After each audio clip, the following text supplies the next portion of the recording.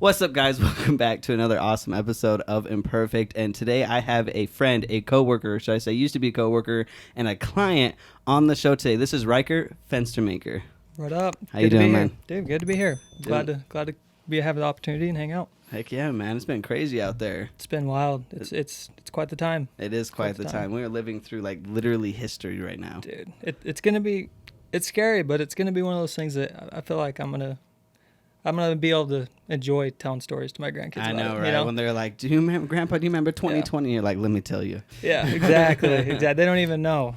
I know, it's insane. So, like I said, Ryker, that we've known each other for a minute now. We've worked together. You hit me up to shoot your wedding video and all those kind of things. And so, jumping into it a little bit, I was your wedding videographer, as dude, I just said. Hands down, it was good. Honestly, not even just because I'm on your podcast. If I had to recommend, and I have multiple times, anybody to like a videographer for a video, it's hands down you. Not even a wedding, dude. Weddings, you guys need anything shot, this is your man. I promise. Thank you so much, man. It was awesome working with you guys. And that was probably one of my first favorable, and I'm not saying this either, but I shot probably a dozen before you. But that was the first one with the drone turned out good. Everything just I was like, okay, this is. Yeah, it was cool. I liked it. I'm definitely glad we chose to do the video. Like anybody that's on the fence, if you're getting married and you're thinking video or camera, do them both. Spend the extra money. It's definitely worth it. And yeah, like what pushed you over? Because I talk to people about that all the time, and they're always like, I want a wedding video, but it's maybe too pricey. But like, is it worth it? And I'm just like. To me, obviously, I'm biased, but it's like, for me, it's like to hear people giving their speeches and those vows and to see your grandparents moving and like things like that. Like, that's exciting and like one of a kind, like capturing. Exactly. Know? Yeah, that was the biggest thing too. And I know you said vows, but don't like, if you're somebody that's on the fence about having your vows, like me and my wife and I, we just chose to pick a song. Gage did a great job of combining the song and the video. Like, my wife and myself, we don't like talking very much in front of people, so we chose to do the music over it, and it turned out perfect. Like it's a killer thing to do either way, and like I said, I'm glad we did it. And the people that are on the fence, like if you're on the fence, dude, you're already on the fence. Just jump in, just do it. What are you gonna do if you don't like it? Okay, delete it. Yeah. I mean, yeah, it's money, but I promise you're not gonna not like it. Yeah, there's definitely just moments that are just so good to capture on camera. Exactly. Like, I can't, even because my wedding was coming up when we were considering a videographer, and I'm just like, should I have a videographer at my own wedding? I never thought about this being on the other side, but of course I did it because I'm thinking about my grandparents. We might have a couple of dogs show up, and a lot of people, like, there's just a lot of things I want to capture. That when people pass, and it flipped a switch for me. To know like how important this is I shot a wedding about a year ago, and I shot this dog that was their best man that carried the rings down the row, but that dog passed away, and he was like 18 years old. Like, it was an old dog. Damn. But and just seeing her post the video and just being like, man, like look at him move and look at like how happy he looked. I'm just like, man, this actually means shit. Yeah. And that's what I thought too. Instead of my grandparents, I kind of thought of my grandkids, and even my kids alone. Like, I know I wouldn't want to sit through and look at. I love my parents to death, but I'm not gonna want to sit and look at pictures. Like, come on, slap it on the iPod. Let's watch it. Let's go. If I have a choice, obviously I love the pictures. I love looking at the pictures. I'm more than grateful my parents did it, but if you got the choice, it's so much easier to watch for other people as well. Right. Yeah. I agree. Especially people that didn't make it. Do you have anybody not make it? And they're like, yo, here's this video. Like even now, like we've expanded our friendships with so many people. Oh, that's like true. Yeah. They're like, I mean, I feel bad because they weren't at the wedding, so I'm not like, here, this is the next best thing, watch the video, but it does give people the opportunity to watch it because so many special people are going to come in your life after the fact that you got married that's another good thing to just let them watch it if they want, Yeah, I agree 100%. Yeah. And before we kind of like move further too, just to ask you, because I've asked this a couple of times, it's been kind of a hot segment on the show, is how much people spend on their weddings. Dude, do you know, or but do you know roughly how much you spent on your wedding? It's so hard. Like, my memory's not great, and I'm not one to, like, I would straight up tell you the number right now if I knew. I'm not one to hide it, but God, we did so much shit, like, ourselves to just save on costs. I mean, we built so much stuff. We built the cake the cake oh, really? pedestal, you guys bought dude. That? We built we built the thing that holds the cake. We didn't have anybody cater. We cooked our own food, but the venue was like $2,000, and then I don't know, Like, I think that was the biggest thing, was the venue. I mean, the video, the announcements, like, dude, it was, and then of course like the dress and stuff. But So you could probably say under 5G or something oh, like that? for sure, probably close to 5G, not over. I know for a fact. Yeah. Okay, cool. See, it's like people hear that number, they're like, "What 5G?" Yeah. But like what you just said right there, you're like, we did all of this ourselves. Yep. But you'll get bit in the ass just when it comes to wedding dress, venue, people have food. Like those three things can equal $5,000. Yeah, exactly. And it was a nice thing. We're young. We like to hustle, so we didn't mind putting in the work in the weekends. Building the shit ourselves. I'm not one to just throw my hands up in there and hire a bunch of people. If I can do it, I'm gonna do it. And we had a bunch of help with our parents and friends. So shout out to all them. Thanks. DIY. Exactly. I love it, man. I love it. So you are a busy man, bro. 2 majors I hear you're getting. What are those 2 majors? Business marketing and business management. So that's insane. Luckily they're under the same college of business, so it's not as hard if I'm getting 2 different colleges, but it's a grind. I believe it, man. I believe it. How long have you been going to school now? 5. This will be the 5th year. So 5 years and you were able to get 2 majors. Exactly. That's crazy, bro. I've been in school 6 years. I'm getting Dude, one. Yeah, it's a grind. I think I'm on the fence, but I think I made the decision. I'm gonna stay and get my MBA, knock it out. Really? Yeah. Bro, that's gonna be really cool. Yeah, I'm excited. I hated school in high school. Like, I hated learning. I hated the shit. I just was there for the sports, but graduated, came to college. I love learning, and I could see being a professor in my future. So I might as well just stay and grind it out. Get the master's. That's one step closer to the PhD. Still scares me, but. Yeah, the master scared me too. Isn't it just crazy how high school is so different than going to college? Like, yeah, high school is wild. Like, I just had a completely different perspective in life. I thought, like everybody says they thought they had it figured out. Dude, I literally thought I had it figured out. But coming to college, it opened your eyes, and I feel like it made my priorities really show up. And I'm grateful I made the decision to come to college. My parents weren't ones to like force it on me. They obviously wanted me to go to college, and they kind of made it clear, but they were not like, go to college or get out, disown you. Yeah, they were cool about it, and I'm glad, I'm glad I made the decision to come on my own and didn't get pushed into it. Yep, same. I wasn't very heavily pushed. I was encouraged same way, but it's like, I think college just a guest said something a couple shows ago, and it really clicked. He said, like, what it is like, if you go to college and come out like in the thinking mode that you're like, I don't even like, there's if you realize there's more you don't know. You know what I'm saying? Exactly. Like, I feel like you come to college and you're just like, there's so much more that you don't know. Yep. Coming to college, like my plan, especially with dance anyways, is I was like, I'm gonna be like I'm gonna learn every dance thing, blah blah blah. And then when I didn't graduate with that program, but I was very close. And when I was about to graduate, all I can remember thinking was like, there's so much I don't know about dance. I broadened my memory that like now it's just like there's so much more to dance than I ever thought there was. It's like I thought I was going there, learning your counts, learning a couple new moves. Nah, it's like that's the coolest thing too. Like, I think that's why I wouldn't say it's a trap. College is not a trap by any means, but like, dude, you come in here, you get your undergrad, and you're just like, wow, there's so much out there. Like, and then you're just intrigued to. And a lot of people self-teach themselves. They'll get their undergrad and they'll go get a job, and then they'll still do research on the side. That's great. Cool. I love that. But I think I'm just so intrigued that I want to just expand the knowledge, just build the brain and just do it while I can. Yeah, I agree, man. I agree. College can be one of those things that's just eye-opening, but like also inspires, encourages you to just do all these different things. It just opens your mind. But like you said, that mindset from leaving high school was like completely different, just like that thinking like, oh, this is what I'm gonna do, it's this simple, like you can do this. Like then you get to college and it's like it's hard work. It's a grind, it's a hustle, and there's people out there that they're not gonna go to college, but dude, they're damn successful. I have friends that they're rolling in the cash and they didn't go to college. They did trade jobs, like hands down. You go, I like it. You just do what you love, If you do what you love, life's going to be easy, and you're going to blink and it's going to be by. So that's like the biggest argument too about people, like if you should go to college or not. It's different for certain people. Exactly. Some people have the right, contacts that they can get those kind of good jobs right off the bat. Why go to college, spend $40K, 4 years of your life, when you can jump in literally next week into a job that's going to pay you $100? Exactly. Yeah, there's so many like different things to think about, where you're at, what you want to do.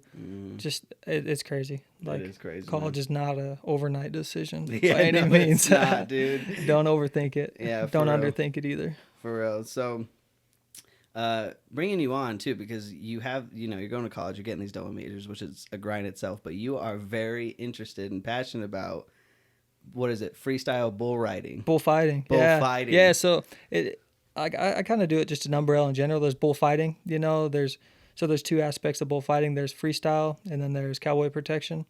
The first one, freestyle, is it's just you and the bull. A lot of organizations use a purebred Mexican fighting bull.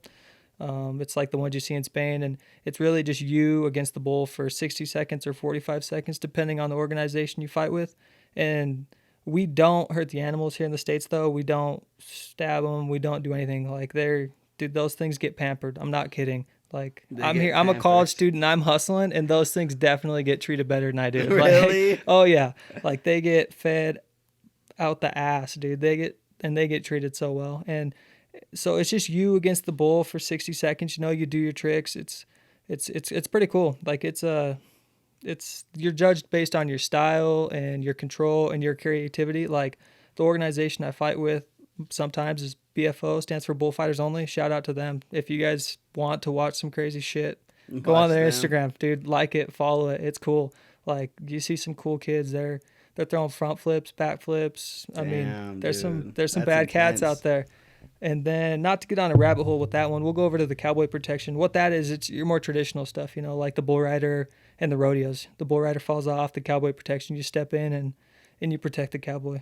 Like, those are kind of the two things that that fall under bullfighting, and that's the one thing I love, Right. So that's the one too where they have people, like, when he falls off, like, they have a bunch of people come running out. Usually there's teams of 2, maybe 3, depending on the size of the rodeo. So are you getting scored on how he's riding the bull, or are you getting scored on how people are protecting him from the bull? Yeah, so there's different things, but basically the standard at rodeos is the bull rider will come in and they're competing against each bull rider, but the bullfighters are just set contract. They're called contract personnel. Like, you get hired to come in and protect the bull riders. So you get a set check, yeah, for sure.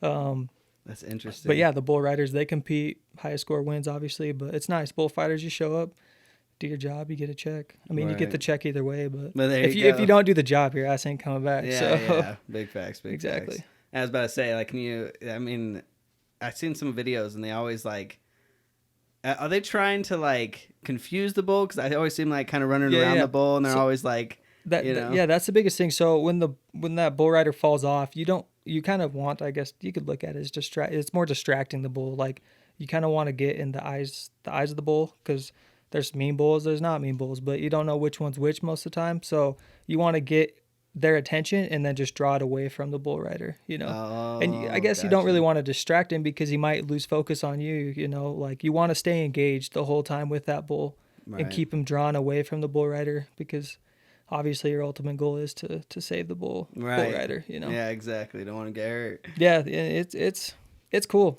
I love it. You see some crazy shit, but it's fun. Yeah, specifically just knowing that you're going to come on the podcast, I was watching bull riding videos and I was like, holy shit. Yeah. This looks intense, dude. Like, yeah. There's some cool stuff, and that's why I said, like, the freestyle bullfighting here in the States, it's exploding. Like, it is wild.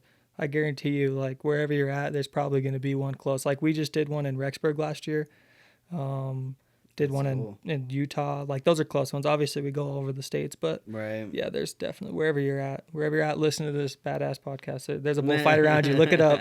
Check it out. Exactly. That's dope. So you mentioned, like, in other places they'll, like, stab the bulls. Like, they legit give them, like, knives and stuff. Yep, it's wild. And is the goal, like, to kill it? Yeah. So I guess I don't want to speak out of my lane, because I've never done as much research as I like to in it. But yeah, over in Spain, and yeah, like, I know for sure in Spain, and I'm sure it's done elsewhere, like, yeah, the goal is to take it to the bull and ultimately to kill him. Dang, that's intense. And it's like I said, it kind of just sounds like hunting, but in front of people. Yeah, it's wild. Dude, it's nuts over there. Like, they do them in big old coliseums, or big old, I don't know if it's coliseum, but big ass arenas, dude. There's a lot of people. And then I think, like I said, I don't know much, so I'm kind of, don't quote me on this, guys, but, like, after they kill him, I'm pretty sure they feed him up. Like, they feed them to the people there. Right. So At least which makes sense. Yeah, Yeah. I mean, you're not wasting it, but by no means is that ideal. It sounds literally just like hunting, like a sport. You go out, it's fun, Yep. it's a game, but when you kill it, you do take it home. Exactly. I mean, Like, you gotta it's do kind of something like in with the it. hunting culture. Like if you kill an animal and you don't like eat it, like you're kind of a dick. Yeah, you're a dick. Yeah, you're a dick. you should eat your deer Exactly. meat. Like, or don't waste the time over the animal. Yeah, for real. And I never really like tasted like fresh killed. My uncle's a huge hunter, and he's like, you gotta try this deer jerky. I was like, deer jerky? Dude. I was like, bro, it's good. Like, yeah, dude, hunting. I don't is know the what shit. it was. I was like, Uncle, I need a bag of this shit. Yeah, I like hunting. I definitely spend some falls up in the mountains. Heck yeah, man. It's a grind.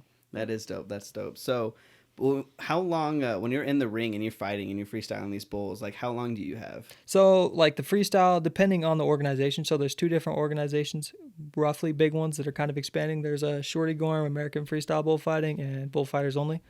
The two organizations, they have different times. Shorty Gorms, you're fighting for 45 seconds, and the BFO, Bullfighters Only, it's 60 seconds. Got you. So mandatory. When you get in there, like what's the goal? Just to show off as much, to like touch the bull, is like what's it's so the judging like criteria is creativity, control, and like showing that or being vulnerable, I guess, to the bull. Like you want to expose yourself to potential harm. Injuries, really. The most simple way, yeah. But yeah, it's pretty. There's some creative shit. Like, dude, it's wild. Like 5 years ago, I would have never thought that the kids could be throwing what they throw nowadays. Like, there's some cool kids. Chance Mormon, DeKevis Jordan. These kids got hops, dude. They can jump, and they literally jump straight up and front flip over these bulls. Oh my god, dude, it's wild. That's intense. Yeah, they're cool. That's intense, Yeah. bro. Have you ever got hurt doing that? Yeah, dude. It's definitely gonna happen. Like if you choose, I guess it's probably the same with any action sport. Like if you choose to do it, like it's not if but when. Yeah, exactly. Like, so last 2 summers ago in Colorado Springs, I actually a month before my wedding, I shattered my nose. Dude. Yeah, that's right. Straight folded my nose over, had to get surgery, and oh my god, it was wild. Stitched up my face, and then last summer I actually took a horn through the leg right here. Like it, and it was just right here in our back door in Nampa, Idaho, right there at the big PBR. The horn went straight in. Oh my god, you got video of this? Dude, I think there is a video. It happened so fast. Like the first 5 seconds of the fight, like I threw a fake to the left, he went by, I went to throw a fake to the right, and I didn't move this leg away in time, and the horn went in, and it did some work. That's insane. Yeah. That's scary, bro. Yeah, so like your adrenaline's gotta be up, dude, bro. it's through the roof. Like it's crazy, and that's probably my biggest flaw. Like, dude, I have a hard time of controlling like the adrenaline and like the mental aspect of it. You know, like if somebody tells you you're scared before they're about to fight a bull, dude, they're batshit crazy or they're just lying to you. Because dude, everybody is nervous or scared in a way, and that's where you'll see the champions. The ones that can actually hone that nervousness and like control it to their factor is their next level. And that's, I'm hoping to get there. You know, I've been doing some research on just controlling your mind because it is a powerful thing. And I hope to get there, you know? Yeah, I agree. I feel like nervousness, even as a dancer, every time you go on stage, I've heard plenty of dancers. I'm not nervous, which, you know, I think I agree with you. I think everybody is nervous, but I think confidence is what, you know, really goes over that. Nerve. Like, even though I might be nervous, like I got confidence. Like I'm gonna kill this. I'm gonna get out there. I'm just gonna like, you know. But that mental, I'm the same way. I'm always a nervous wreck. Like before, like speaking or dancing or whatever it may be, like about to do something. I'm a nervous wreck before it happens. I hate waiting. I just, the best way to explain, I feel like when you're about to get on a roller coaster and you're like still 50, like, should I get on this roller coaster? It looks scary as hell, but it looks fun as hell. I'm already been in line for an hour. Like, and you're just like waiting. You're like, just put me on the damn like, I just want to walk up, get on and just, you know, because once you are on, I feel like it goes down. You know, like once everything starts, don't you feel like you kind of like get a hang of it a little bit? Yeah, that's great. That's a perfect, like, I can relate totally to that with the roller coaster thing. Like before this, you're like, dude, come on. Like, I'm not a pussy. Like, I don't want to do this. Like it's not that I don't want to do this, but I just want it to start already. Like I'm ready to do this. Like, it's just the waiting. I'm just tired of waiting, you know? Cause when you wait, like that's the biggest thing. That's when you get in your head. Like hands down to those guys that don't get in their head. And I'm sure there's ones out there like, great, dude, you guys are badass. Like I hands down to you, but, it sucks. I'm not to that point yet, and maybe that's why I am hurt. Maybe I need to figure some shit out, but you know, I'm going to continue to grind and get to that spot. And, you know, it's pretty clear. That's my imperfection, honestly, dude. Like, I didn't even plan on relating that, but you know, we dove into it, and I kind of self-recognize that, you know, as we talk. Yeah, definitely. I agree, man. It's definitely a mental. It's never just like your skill and your knowledge or whatever you do. Because when you're putting, I mean, I could kill a dance behind the scenes, or even you when you're like doing it just alone, practicing or whatever. But as soon as you're in front of people and that pressure, and it's the moment, it's what you've practiced for. That's when that your thinking is like, oh man, you just start stressing yourself out. You know. Yeah, the people aspect, and the fact that it's like a 1,500-pound animal just coming at your ass, ready to literally put you in the ground. Yeah, it's so cool. so why are bulls so pissed off? Like, are they raised aggressive or like? It's in their genes, honestly. You know, like it's in their bloodlines. There's certain there's bulls that you'll come across that aren't mean. Like there's literally pet bulls around the world. Like, and then there's just mean ones, and it's also the atmosphere. Like, couple of my buddies, Hunter Saltzman and Lilo Garcia, they actually own these purebred fighting bulls. Like, dude, they're straight up from Spain. Like, they're the real deal, like, bulls. And I just went up and spent a week up with Hunter in Montana where he has those bulls. And I have pictures of Aspen and myself, my wife Aspen, petting them, dude. Like, they're chill. When they're chill at home, like, they're chill. Like, they're cool. You can pet some of them. So, but when they're in the ring, I heard a rumor, not even a rumor, I think I read it somewhere when I was doing the research, whatever, but I read that they, like, tighten their balls or something. Yeah, dude, that's probably the biggest myth that goes around. Is that really? Oh, dude, straight up. That's not true? That is not true. Promise. What? Like, I didn't know my research about the Spain shit, but I know my research about this, dude. It's called a flank, and it's just a flank strap. And what it does is it puts them around their hip, and it just kind of keeps those back feet together. So instead of 4 different feet coming at you, because then they're obviously more athletic with 4 different feet, it kind of ties those 2 back feet together, so they have 2 in the front and then just 1 big foot in the back. So as they're coming to you, they kind of have to move these feet together so they kind of aren't as fast. And that's with the fighting bulls. And then with the bucking bulls, they just put that kind of the same thing. And I haven't done as much research on the bucking bulls as I has the fighting bulls, but yeah, it's not even close to their balls. It's not close. It's on their hips. There's some badass pictures out there that clearly show that it's not. Like, dude, those animals do not get hurt. I promise. Like, I was on the fence probably 7 years ago, like whether it does hurt the animals or not, before I even got into bull riding or bullfighting. But now being around it for the last 5 years, dude, these animals love their job. You can see it in their eyes. Like, when they're back at home and they see the horse trailer come around and they know it's time to go to town to buck or to fight, they're ready and they're stoked. Like, it's cool. When I watch it, it's like a bigger version of like when I see someone playing with their dog, like they're touching their dog and they're moving around them, the dog's chasing them. I'm like, it's just a bigger ass animal. Like, dude, yeah, it's a big ass mean animal. Like, it's a dog that wants to kill you, literally. Literally. Dude, literally wants to kill you. Yeah. So God, that's insane. I always I think I just grew up with that too. Just like the whole tying the balls down, thinking that's like actually legit. Yeah, it's a big thing that, you know, some people aren't into Western sports. They're not into rodeo, so they're not going to do the research. Okay, well, that's cool. You know, like, nothing against you, but if you want to truly understand, it's not hard to find the answers. You know, it's not hard to find like research that shows that it's not true. You know. Right. Yeah. Because that definitely pissed me off, having your balls tied. Oh, for sure, dude. I probably wouldn't even do anything if someone tried to tie my balls. I would probably fight back or just sit there. Like, I wouldn't run. Like, I would not do what they do. That's why I wanted you to clarify, because I was gonna ask. I was literally gonna ask you, like, whose job is it to tie the bull's balls? To be like, all right, it's before the thing was just tie these guys back. Dude, that person would get the short end of the stick if that ever was to happen. Yeah, that would suck. So like, so in preparation though, you said they put that band around them. Is it the owner that normally does kind of preps them? Mm-hmm. I was about to say, because if the owner were to do that though and go in the ring, would they act the same way? Or do they, you know, like, because is that normal? Like, do you bring your own bulls to fight with? Yeah. Or? Yeah. So I guess, no, the owners don't fight their own bulls, if that makes sense. Yeah. Like, okay, so the owners will bring their bulls to fight other people, but they'll put the flank on them.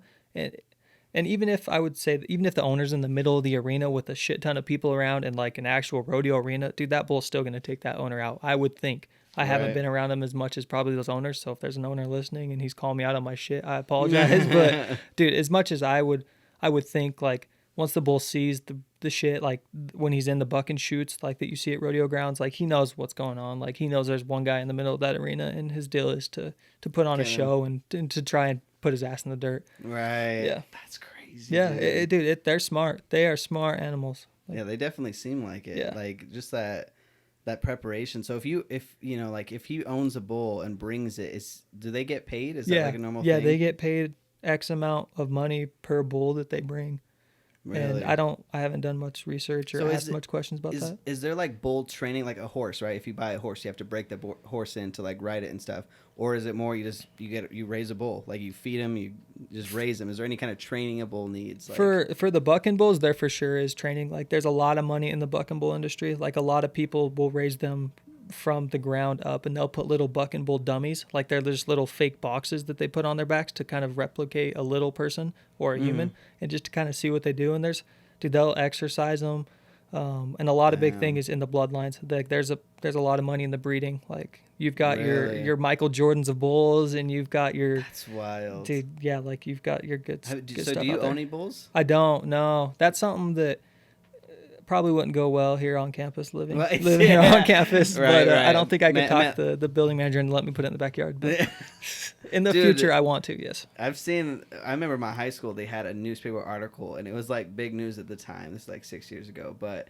a student rode a bull, dude, to campus, which was wild. And then like his dad rode it home or whatever, but he got pulled over and made the newspaper because there's nothing illegal about it, I guess. As long as they have their, I think they need like a harness or like probably some kind of saddle, something like that. But it's like if they have it, there's nothing illegal. I'm like, what? Dude. Only in the state of Idaho and Pocatello can you freaking walk a freaking or ride a bull to class. That would be cool. That would be wild. Yeah, like I said, there's some crazy. There's like pet bulls out there. Like you'll see videos on Facebook. Well, I do because I'm obviously invested into that stuff, But yeah, they'll let them. And probably you guys see a lot of like the baby calves, dude. Those things are expanding. Like everybody wants a little calf as a pet. It's the same thing as bulls, dude. There's some crazy, and people get tied into the bulls very well. Like it becomes a family member. Like there's a lot of stock contractors that I work for. When their bulls pass away, like you can tell, dude, it hurts. It hits them hard. Yeah, I bet, man. So like you say, Michael Jordan of bulls. Have you ever like looked like how much is it? Do you have any idea?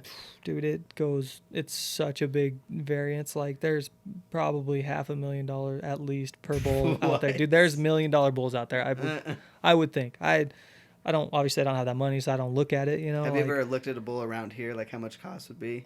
Yeah, I think probably safe to say a couple grand. $2,000 at most to get like a high school level. You could probably sneak away with like $1,000 or something. I don't know. Those numbers, dude, they're not extremely crazy. Like you could probably go to your local sale barn and buy a bull that would do something like at a high school rodeo. Like high school rodeos, you don't have very many special bulls, but like the PBR, like the professional bull riders, like those guys, those are the big bucks. Like they have a lot of money invested into those bulls. Like they're people that make livings just raising them. So bullfightings, do they only happen at rodeos? Like, right? No, so the cowboy protection aspect of bull fighting obviously can only happen at rodeos or bull ridings because you have to have bull riders to protect the bull riders. But the freestyle aspect, there's so many, like you don't have to have the whole rodeo. You have to have a Mexican fighting bull and a bullfighter, the most simplest form, and judges. But obviously the organizations around, they want to have production and you want to have a good show because people want to come to it. So there's standalone events all over the place. So it's not under the umbrella of a rodeo. It's no, kind of like its own... and that's the coolest thing about like bullfighters only is they kind of categorize themselves as not a Western sport, but an action sport kind of with a Western tie, because it is an action sport. It has an aspect of Western, but I would say it's more action than Western. Like that's the biggest thing when I tell people I'm a bullfighter, they say, "Oh, you're a cowboy." Like, no, dude, I'm not. Hats out to those cowboys, dude. That's some tough bastards. Like, they're cool, but I'm not a cowboy. I don't wear a cowboy hat. I don't wear boots. Like I wear I wear jeans. I wear khaki pants and some freaking Vans. It's like what even is a cowboy? Just a tough bastard that lives in the mountains and pushes his cows around, dude, and rides a horse. There you go. Hell yeah, cowboys, they're the real deal. Props to you guys. That was my first thought when I first saw you're doing the bull riding thing too, or the bullfighting, and I was just like, is he a cowboy? Like he does not look like a cowboy, but I was like, huh. Maybe, I don't know. No, dude, them cowboys, those guys are essential. They're still working. They're still grinding it out. Us bullfighters, we kind of, all the productions obviously got slowed down with this virus spreading, so the bullfights kind of got slowed down, but... Right, but you're still out there, and you're still... Yeah, dude, still out there working out and eating good and getting ready for the next one to pop up. So. Right, so I was about to say, like, what is the income level of doing something like this? it kind of the same. I got shitty answers for you on these, but dude, they vary so well. Like, there's people like me that go to school full time and work full time and still do it on the side, while I'm going to school. Yeah, in the future, I want to do it full time and make a living. And there's people out there that do it, dude. There's people that break six figures that can do it, like the freestyle, the BFO, dude. They pay out six figures the last 4 years to the number one guy in the standings, like, and that's six figures per year. Obviously, they broke $100,000, but people like me that just hit the rodeos, and I'm on the verge of getting my pro card, so hopefully get my degree and do some marketing in the Western sports environment and try and do it full time. If I can if I can make the money, and it's not all about the money, if I can make enough money to pay my bills and support my wife and my family that I hope to have in the future, then for sure I'm going to do it, Right. Like, so that's definitely where you want to go in yeah, life. that's the goal. And that's the biggest thing is people kind of think that I'm just pissing my time away and getting a bachelor's or getting an MBA, but not really, like you got to be able to market yourself. You got to be able to sell your stuff no matter what industry or whatever job you're doing. So I'm not wasting my time by getting this college degree. And dude, you're probably going to bullfight to what, 40, mid 40s. What are you going to do after that? Like I got to have a backup plan. Right. And just because I went to college does not mean I got it all figured out by any means. Like there's guys out there that's bullfighting full time now and they've got their shit figured out by not going to college. Yeah. But that's just my life goal right now. Yeah. No, marketing can never hurt, man. Like I was every guest that's come on here, like a lot of people are doing good things. A lot of people are marketing themselves. Like, if you're a dancer, you're a promoter, you're a rapper, you're a singer, you're a producer, like whatever it may be, like you have to promote because, I have this thought that like you can be really good, but it doesn't mean you're going to make it by any means because there's so many talented people out there, but you have to separate yourself. And that's where marketing comes in. I mean, what's, taking, a friend from college that's graduating the music program that's wants to make beats for rappers or whatever compared to the 12-year-old with the same software making beats. Exactly. It's how you market yourself. They might both have equally good content or whatever, but you need to market yourself. You need to focus on your image, how you post, how you want your brand to be. Like that takes marketing. Marketing cannot hurt. Yeah, you gotta learn to sell yourself in life, and not in a bad way. God, don't take that as a dumb way, but you got to learn to sell yourself, whether it's to a future job, to an employer, to the simplest form of trying to ask your parents to go do something when you're young. Like you're learning to sell yourself young. You're asking your mom, hey, can I go hang out with Joe Schmo? Like I'll do this and this or whatever, and it's something you're going to learn and you're going to continue to grow and expand the knowledge. And I kind of and it's been super cool going to college and already kind of having an idea of what I want to do with it, because I can relate my courses directly to this career option that I choose. And that's what I love about being in college is just being able to, because if you know exactly what you want to do, like I want to be a filmmaker, I want to make videos, I want to do those things. It's so nice that there's actual people that are in the business, like professors and things, rather than just like ask them like, oh, what do you want for your assignment? It's like, oh, for this assignment, can I make this film because this is what I want to do? And then you actually get really much better feedback and knowledge towards your goal, Yeah, and that's been the coolest thing too. Another cool thing, because you shouldn't say the coolest, but about college is a lot of people here, especially in the college, they don't understand what bullfighting is. So it's given me an opportunity to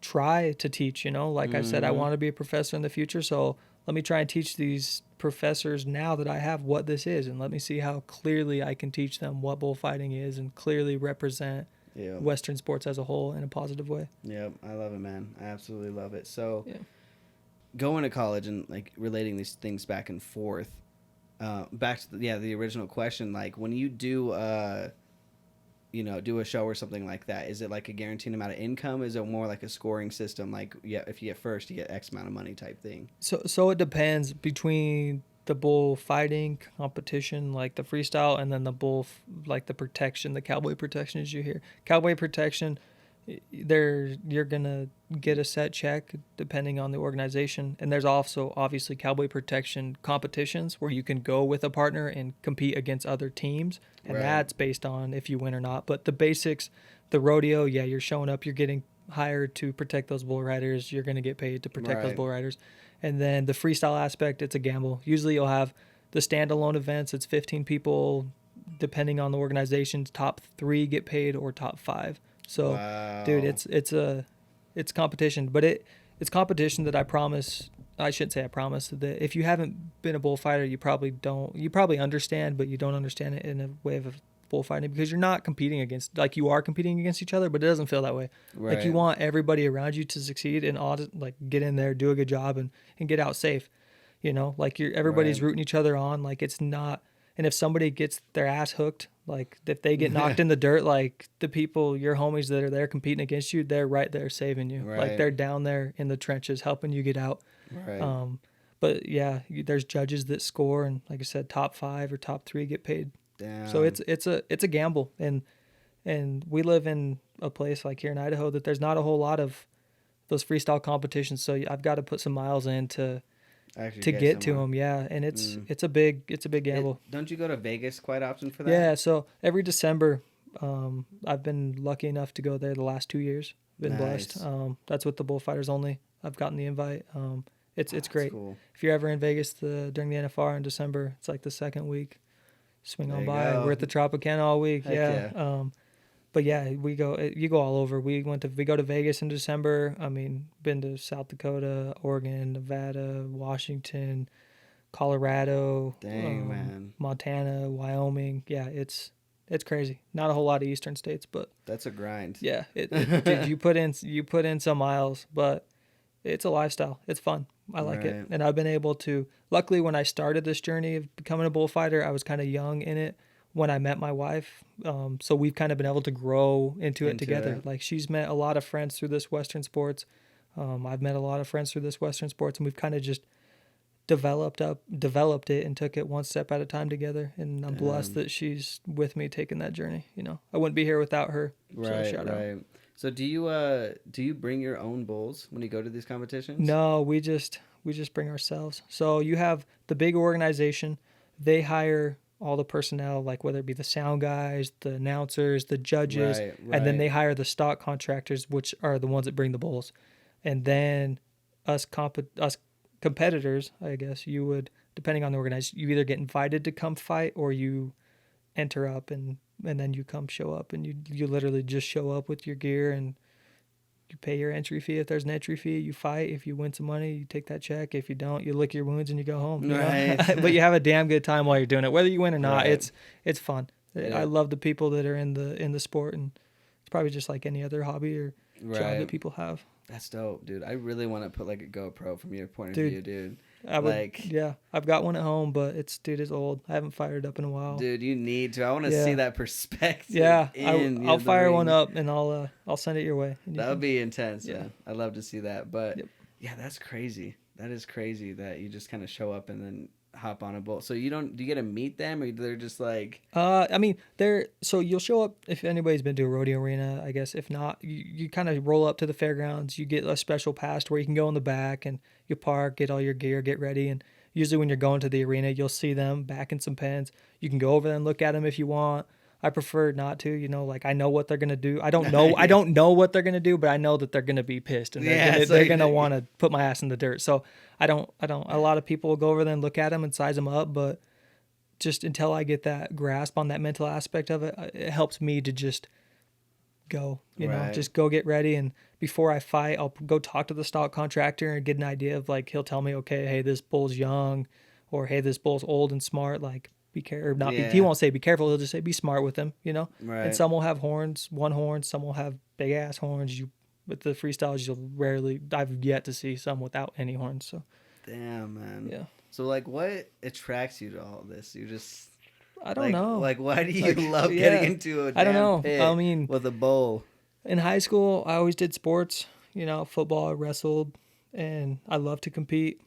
I like to go to the rodeos, when I was young. I never was a cowboy, but I liked the rodeos, and I always watched the bullfighters. And my parents, they were probably smart by not letting me do it, while I was in high school. I'm glad they kept me in sports. But as soon as I graduated and kind of came up here and was out of the sports, I needed something to compete in. I was craving something. So just joined a school, it's a weekend school. It's not like a semester or anything. It's just a one weekend. You kind of go to a rodeo arena, and there's some professionals there that show you the ropes. And after I did that, I just hustled, dude. I called so many stock contractors, so many bull owners, and just hustled, and then finally got some stock contractors to hire me, and it's just exploded from Dude, there. that's dope. Yeah. That's crazy. Yep. When you get a grind though, you gotta chase it, man. Exactly. And it's, You know? and I haven't regretted one bit of it. You know, I haven't been like, damn, if I wouldn't have spent so much time making those phone calls, I could have done this. It's like, No. I look at it like, damn, I should have made more phone calls, and I could have know. been somewhere else, you know, but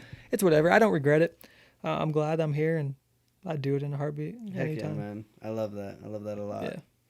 Damn, man.